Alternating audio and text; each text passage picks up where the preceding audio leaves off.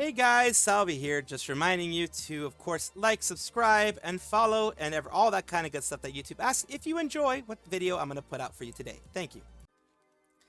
This is obviously an inflammatory sounding thing here, but of course I do want to be fair to Saruei, because as far as I know, she hasn't really been doing this type of stuff for a long time. She, according to people in her past, she does have that. I have not seen it, but we will just go by what we can actually see here. From what this looks like, Saruei, of course, is this creator. I believe she's French. She is a VTuber who is, based in France, fluent in both English and French. Made her 2D debut August 7th, 2021. She was an IRL tuber, a bread tuber, face cammer, whatever you want to call it, back in the day. Face cam, not scam right there. Face cam. But she got bothered too much by, creepies, and she decided to be a VTuber after that, from what I remember her saying.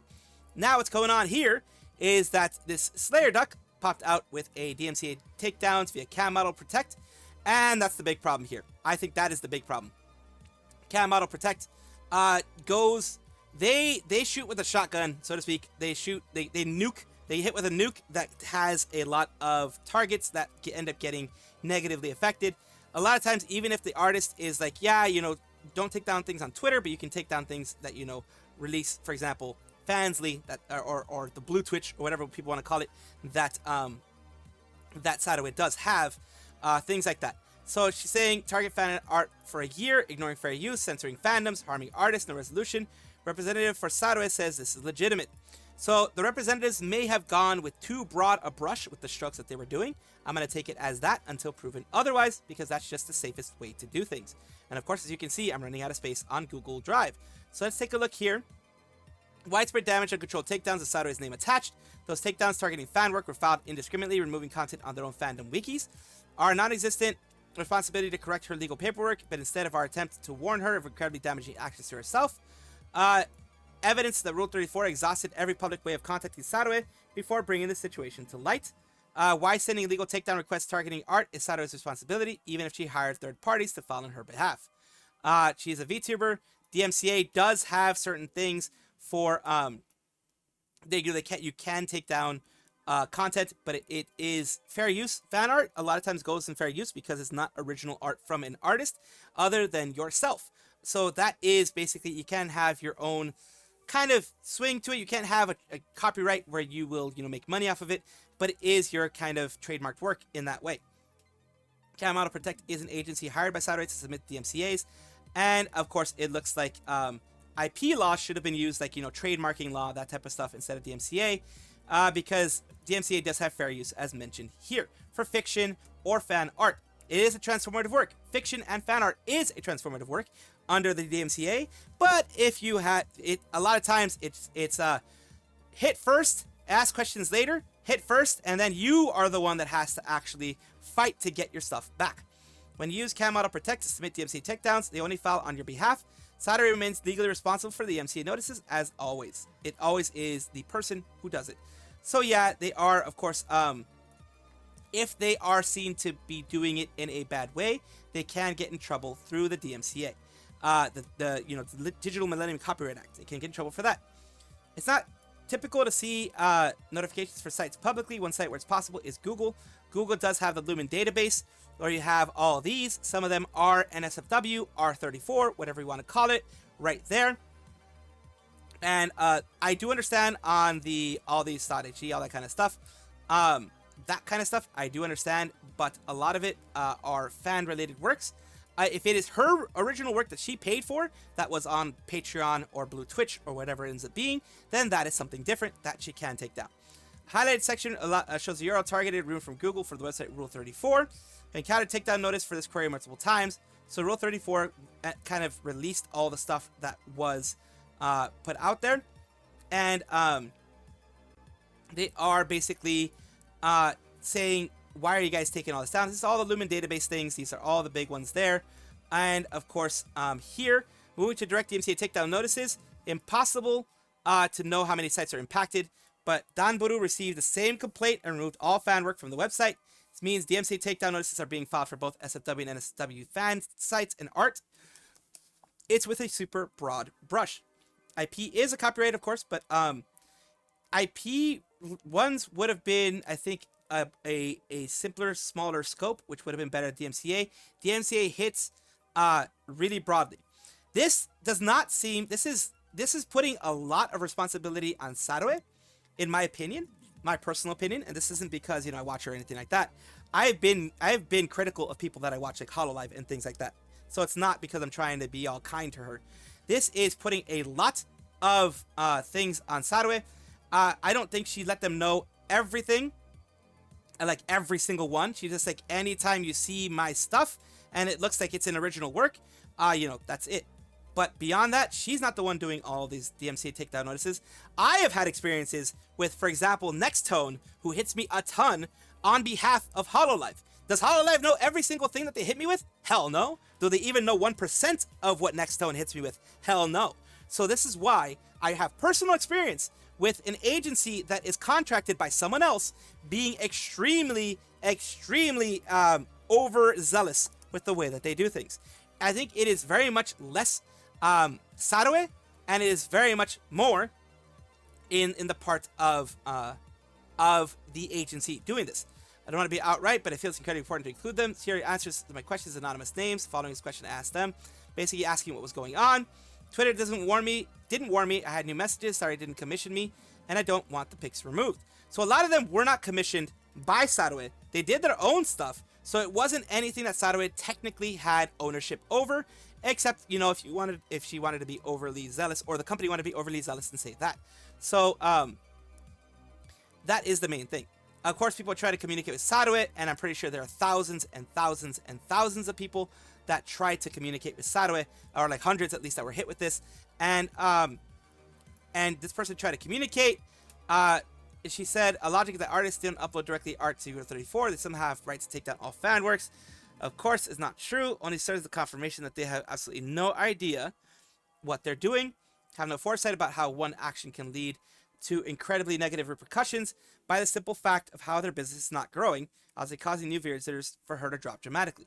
It says here, do what you need to. All I can say is the request is legitimate. I mean, it's the whole reason being nice and contacting you guys. The issue is that sworn under penalty of perjury. Notice is correct under Saruei's name. And that's something to deal with through DMCA team. Seriously, I have like a bare minimum knowledge of DMCA. And so I'm not going to argue the legitimacy of a claim. Please talk to the DMCA team and they will go through it with you, I'm sure. Let's see, submitting false DMCAs. Discord screenshot 1 and 2. The Saruei's mod. That's the mod. That's not Saruei themselves.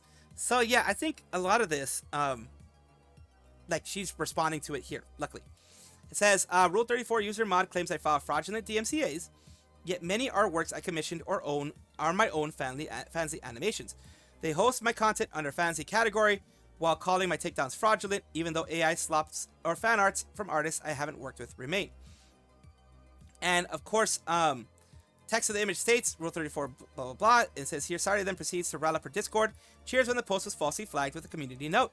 A note that has since been removed for being false. And as we can see here, it has been removed. There are no actual ones there. And that is a very new one, as you can see, that I've just done. And it says, appear to have been used for premium paid content. And thank you guys. Basically, the one thing I will say, it's bad to weaponize your community. It looks bad on you. Whether you're weaponizing them for good, like to help, or to clarify things, it looks bad. I'm not saying she did any bad things here, but it looks like weaponization. It can be used against you as it is here, as weaponization. And the thing with the fansly category, from what I have heard, it was due to it just being like for whatever reason they use fancy / NSFW / whatever / Patreon and things like that. Even if they weren't from Patreon, that was the fault of R34 for doing that. Because what are you going to assume? You're going to assume that it's not fansly if it says fansly. You're going to assume it's not a fansly content if it says fansly content. It looks like it was just mislabeled by R34 and other platforms. Let's say talk to DMCA people. This person is just very angry at the whole situation. They tried to remedy it in private, and it didn't work. We will abide by Saruei's legal demands and censor all our fan art on Rule 34. Of course, what her end goal always was. She does not care about your fan art, and it will be hit with the notice you use your name on it. I think the main thing is just don't name it fansly. Don't name it Patreon. Don't name it anything like that. and you won't have an issue. That's the way I think, at least.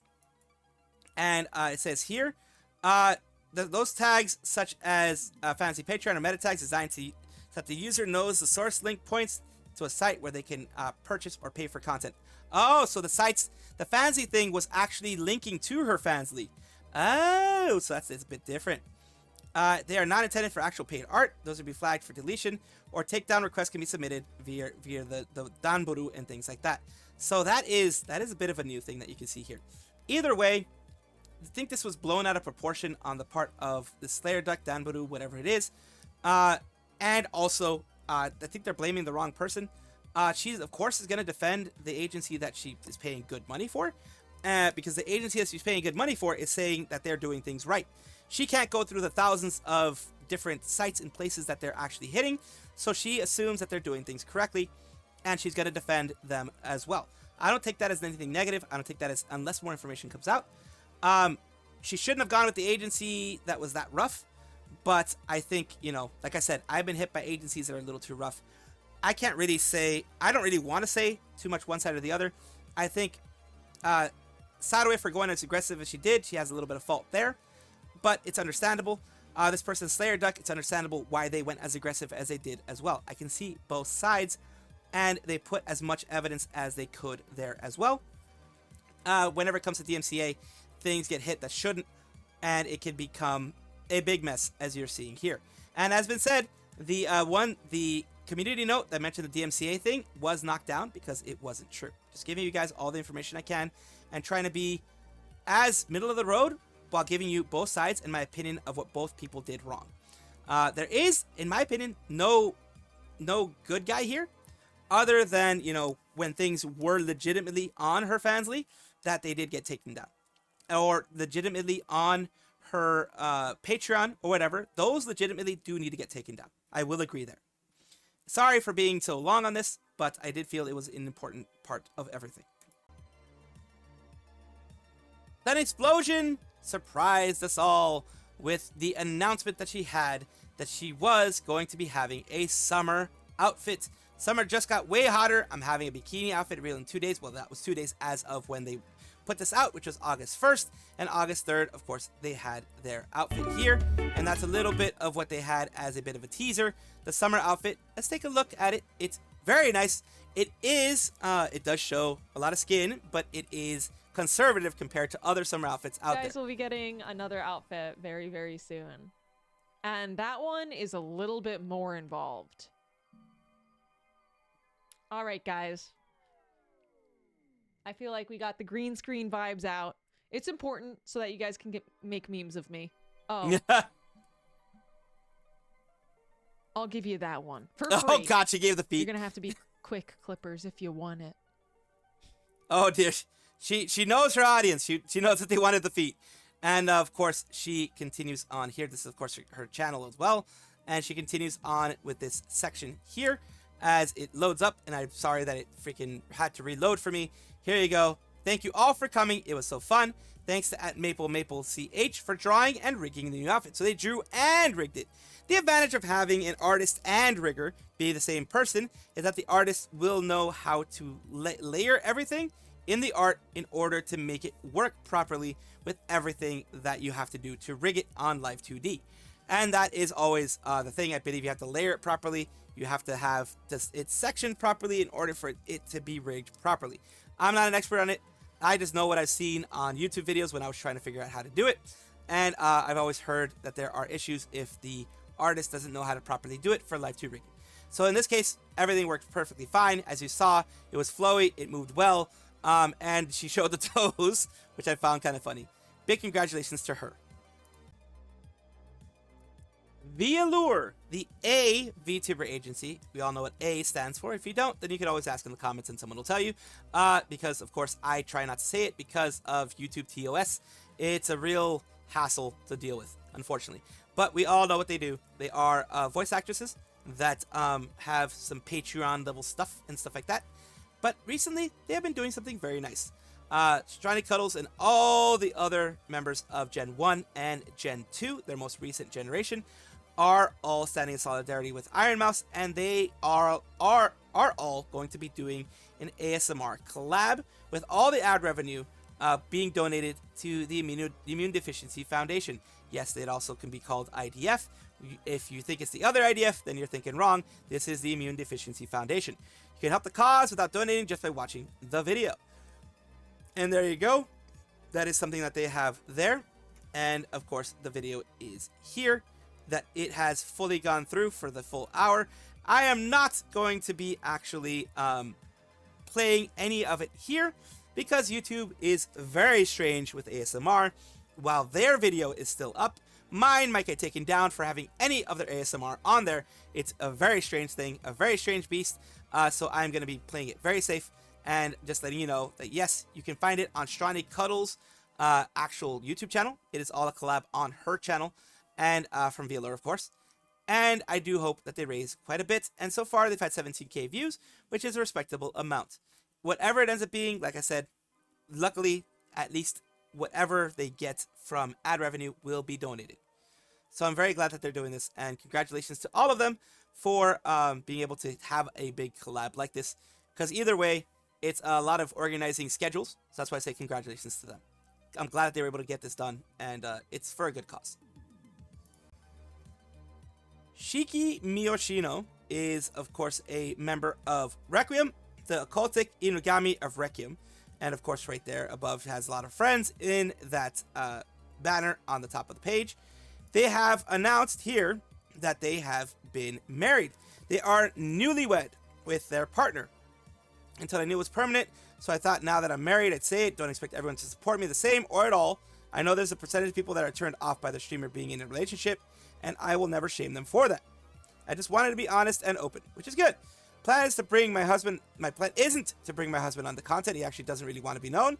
So I will seldom mention him unless he is mentioned first. If you continue to watch me after this, thank you. If you decide to not to anymore, thank you for your kindness over these last 4 years. Treasure all your occult treats of the past, and present, and future. Yes, Hani is still my roommate. So the thing is, the reason why they mentioned that is they are a semi-big VTuber. I mean, they're pretty darn big in my opinion. And a lot of people, for whatever reason, like VTubers based on their availability, their romantic availability. There are people who are like that. There are people who do not want their streamers to be married, in a relationship, whatever you want to call it. I really don't care. It doesn't change the content that they're doing. But of course, there are people out there who will see that. And of course, she mentions it also on here. Her fans are responding, and for the second time, a VTuber I've known for many years has announced their marriage completely out of nowhere.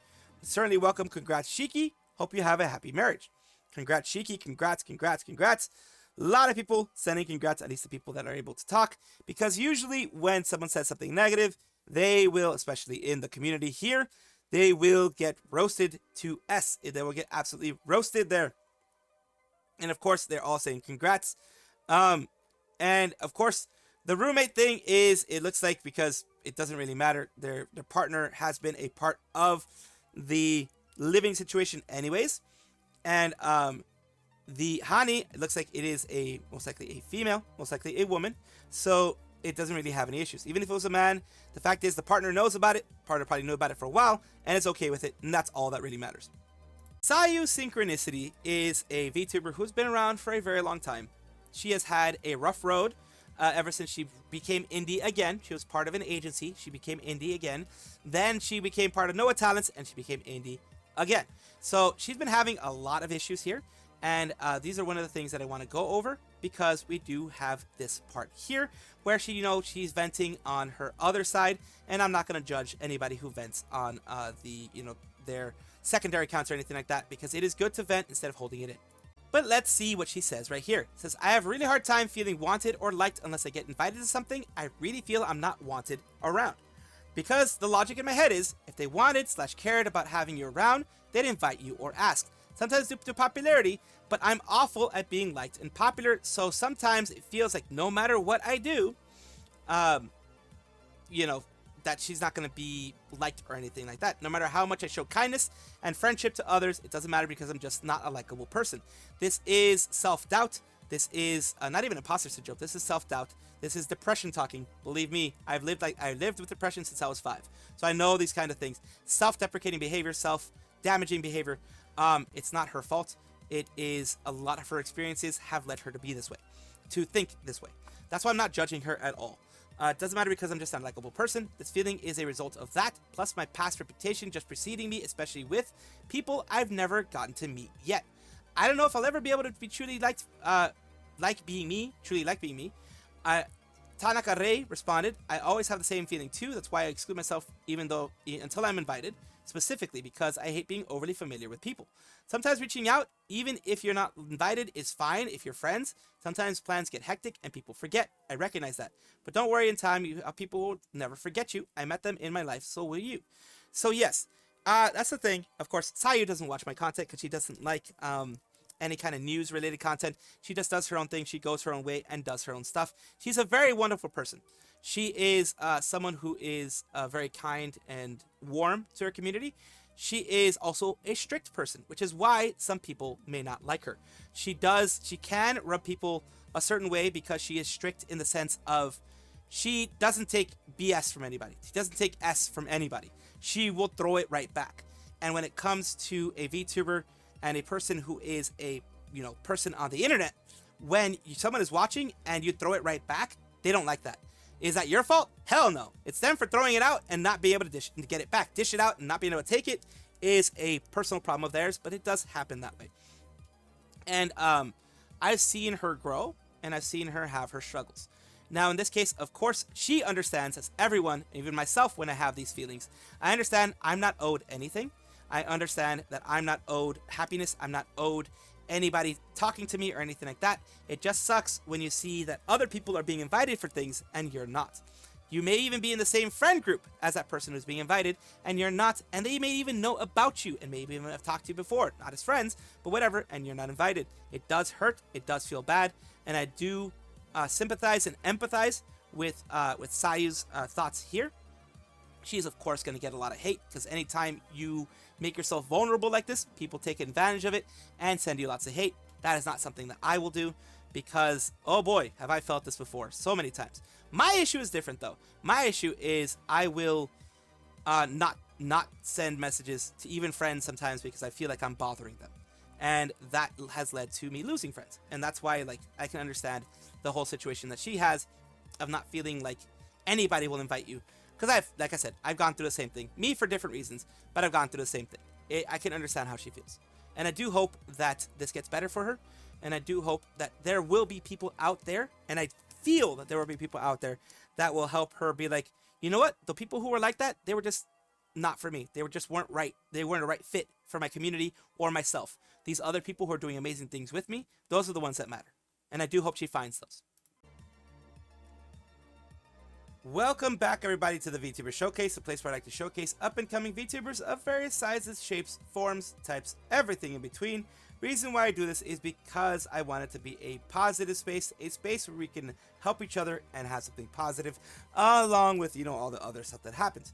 So today we're talking about Nyxia, who is a cringe and bratty hellhound VTuber, according to themselves, of course. And here we have their About section, which is, hello human, I'm Nyxia, you can also call me Nyx.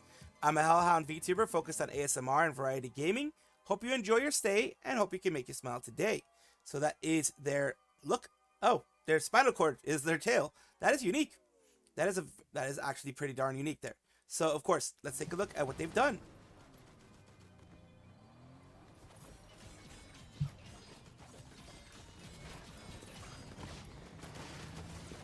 A lot of trying to chop.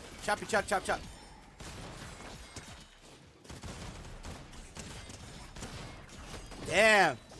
Okay, she's getting them. I didn't know swords could be so freaking... Are they OP in the game? I guess they can be. Jeez, I guess they could be. And here we have their ASMR channel on YouTube. Of course, I cannot show you any of the ASMR because YouTube is very weird. They could be, their channel could be perfectly fine with it, but then I get hit with a guideline strike for whatever reason because ASMR is weird on YouTube in the sense that their AI really goes after people for some reason. It's really weird, but they have their ASMR channel here. Of course, you can check it out if you want. Thank you so much, Nyxia, for allowing me to showcase you on my channel. I do hope this helps you in some way. Thank you guys for watching as always, and of course take a look, and if you enjoy everything, like, comment, subscribe, hit the bell notification icon, all those things that YouTube asks of you. Really do appreciate you. Have a wonderful day.